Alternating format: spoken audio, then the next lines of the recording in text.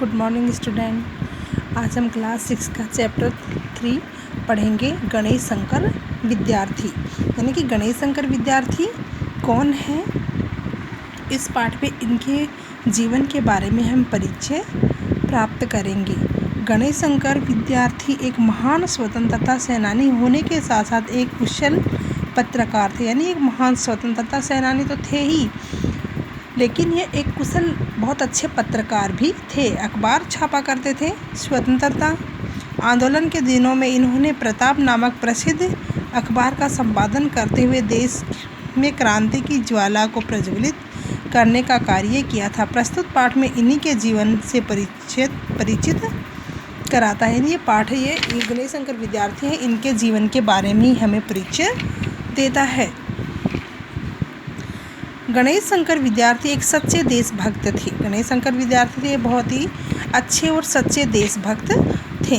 सामाजिक बुराइयों के निराकरण के लिए वे सदैव कटिबद्ध रहते थे और सामाजिक बुराइयां जो थी इनको मिटाने के लिए, दूर करने के लिए हमेशा तैयार रहते थे।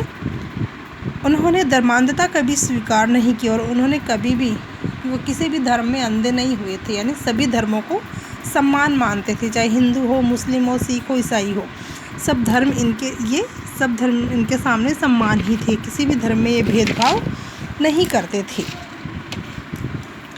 इस संदर्भ में इनका व्यक्तित्व कुछ संत कबीर जैसा था और इनका जो व्यक्तित्व था ये संत कबीर के जैसे थे। कबीरदास जी जो थे वो भी किसी भी धर्म को छोटा या बड़ा नहीं समझते, सभी धर्मों को समान समझते थे। उसी प्रकार गणेश शंकर विद्यार्थी थे, ये भी सभी धर्मों को समान समझते थे। अंतर केवल इतना था कि कबीर के चिंतन का स्रोत जहाँ मूल ब्रह्म था, वहीं विद्यार्थी के चिंतन का मूल राष्ट्र था। कबीर दास जी जो थे वो जो अपनी भक्ति करते थे, वो जो चिंतन करते थे, उनका लक्ष्य था मोक्ष प्राप्ति और ईश्वर में विश्वास करते थे। और गणेश शंकर विद्यार्थी थे, इनके जीवन का लक्ष्य था राष्ट्र। ये अपने राष्ट्र में विश्वास करते थे। राष्ट्र निर्माण के कार्य में वे हिंदू और मुसलमान दोनों की भूमिका महत्वपूर्ण मानते थे। और राष्ट्र यानी कि देश, ये मानते थे कि देश का विकास तभी होगा, राष्ट्र का विकास तभी होगा जब हिंदू और मुसलमान समान कार्य करेंगे। तो इसलिए हिंदू और मुसलमानों को ये बराबर समझते थे कि देश का निर्माण तभी हो सकता है जब ये दोनों साथ रहकर काम करेंगे। 26 अक्टूबर 1890 ईस्वी का ही वह पुण्य दिन था जब इलाहाबाद के अतर सुइया मोहल्ले में इस महान विभूति का जन्म हुआ था। यानी इनका जन्म 26 अक्टूबर 1890 ईस्वी में हुआ था, इलाहाबाद के अतर सुइया मोहल्ले में। गणेश शंकर के पिता श्री जय नारायण श्रीवास्तव फतेहपुर जिले के हूथ गांव के मूल निवासी थे। यानी हूथ गांव के मूल निवासी थे। वे ग्वालियर में अध्यापक थे और इनके पिता थे वो ग्वालियर में अध्यापक थे। गणेश शंकर जी प्रारंभिक शिक्षा ग्वालियर के मुंगावली नामक स्थान से ही प्रारंभ हुई। यानी इनकी प्रारंभिक शिक्षा इन्होंने पढ़ना कहाँ से स्टार्ट किया था,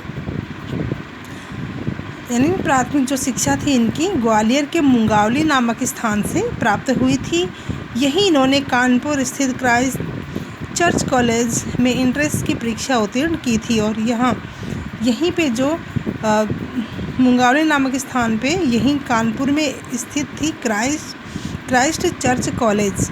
यहाँ पे इन्होंने एंट्रेंस की परीक्षा उत्तीर्ण की। एंट्रेंस की परीक्षा होती है, हम किसी भी क्लास में एडमिशन लेना चाहते हैं या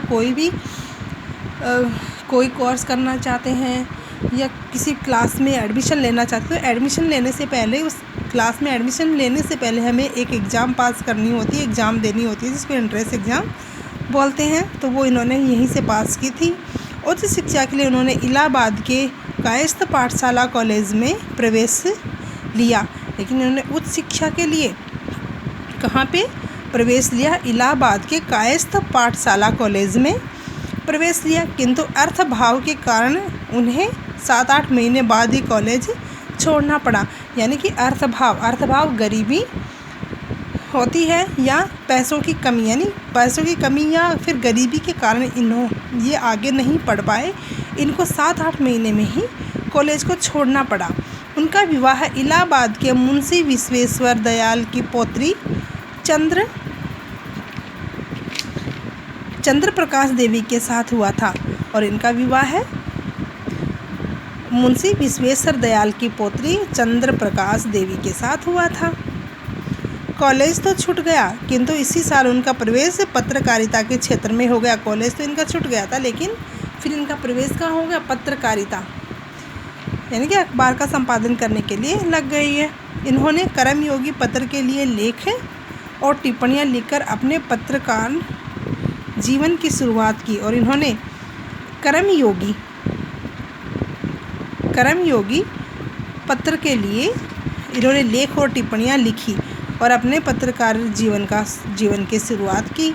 इन्हीं दिनों वे सरस्वती के प्रख्यात संपादक पंडित महावीर प्रसाद द्विवेदी के संपर्क में आए और उनके सहायक बनकर संपादक कार्य में हाथ बटाने लगे। द्विवेदी जी उन्हें बहुत मान देते थे। कानपुर में अपने मित्र विश्वनारायण मिश्र और नारायण प्रसाद अरोड़ा के सहयोग से उन्होंने 9 नवंबर 1913 से साप्ताहिक पत्र प्रताप का प्रकाशन आरंभ किया। यही पत्र उनके बहुमुखी व्यक्तित्व की अभिव्यक्ति का आधार बना। इस पत्र को उन्होंने अपने खून पसीने से सिंचा, यानी प्रताप जो पत्र था, इसके लिए गणेश शंकर विद्यार्थी जी ने बहुत ही मेहनत की थी। उन्होंने इसे अंग्रेजी सरकार के दमन, अन्याय और शोषण के विरुद्ध एक कारगर हथियार के रूप में प्रयुक्त किया। और ये जो प्रताप नामक अखबार था, इसके लिए इन्होंने अंग्रेजी सरकार के दमन के लिए हमारे यहाँ देश में क्या क्या करते थे लोगों को इन्होंने बताने के लिए, उनके दमन और वो जो अन्याय करती थी उनके अन्याय के लिए, और वो किस प्रकार से शोषण करते थे, उस शोषण के विरोध इन्होंने एक हथियार के रूप में इस अखबार को प्रयुक्त किया। एक समय ऐसा भी आया जब उनका यह पत्र स्वतंत्रता संग्राम का पर्याय ही बन गया। और एक समय ऐसा है कि स्वतंत्रता संग्राम का पर्याय ही बन गया, नहीं, यह हथियार बन गया। लोग जब ये अखबार पढ़ने लगे थे तो लोगों के मन में देश के प्रति और भी ज़्यादा उत्साह बढ़ने लगा था। अंग्रेजी सरकार बार बार इसे बंद करने की धमकी देती रही और अंग्रेजी सरकार जो थी वो बार बार धमकी देती रही कि इस अखबार को बंद किया जाए, किंतु अपनी दृढ़ इच्छा शक्ति, गहरी सूझबूझ, निर्भीकता, विलक्षण प्रतिभा और निष्पक्षता के बल पर गणेश शंकर विद्यार्थी ने अपने जीवन काल में प्रताप को कभी मंद नहीं पड़ने दिया। और गणेश शंकर विद्यार्थी जी थे तो इन्होंने अपनी दृढ़ इच्छा शक्ति से और गहरी सूझबूझ से, यानी और निर्भीकता, विलक्षण प्रतिभा, यानी अपनी अनोखी बुद्धि से, अपनी ताकत से इन्होंने इस अखबार को कभी भी मंद नहीं पड़ने दिया। यानी अंग्रेज़ों से ये नहीं डरे थे और इस अखबार को वो इन्होंने जारी ही रखा। और फिर ये पहले तो 7 दिन में एक बार आया करता था, बाद में लोग इसे पसंद करने लगे थे भारतीय लोग, तो ये अखबार था ये रोज़ आने लगा, यानी साप्ताहिक से ये दैनिक हो गया था। मंद नहीं पड़ने दिया। 22 नवंबर 1920 से प्रताप अपनी लोकप्रियता के बल पर साप्ताहिक से दैनिक हो गए और ये लोगों में इतना प्रिय हो गया था, एक बार लोग इसे बहुत पसंद करने लग गए थे। तो इसलिए पहले तो सप्ताह में अभी बताया आपको, सप्ताह में एक बार आता था, फिर ये साप्ताहिक से दैनिक हो गया, यानी हर दिन आने लग गया।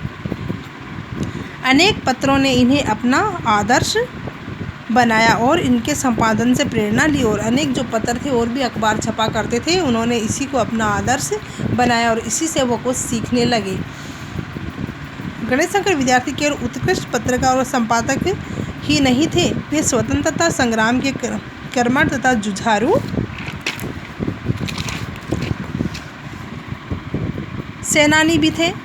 वे अखिल भारतीय कांग्रेस की गतिविधियों में सक्रिय योगदान देते थे। जब कांग्रेस का सविनय अवज्ञा आंदोलन चला तो उन्हें संयुक्त प्रांत, यानी अब वर्तमान में उत्तर प्रदेश जो है उसे संयुक्त प्रांत कहते थे, का प्रथम डिटेक्टर मनोनीत किया गया।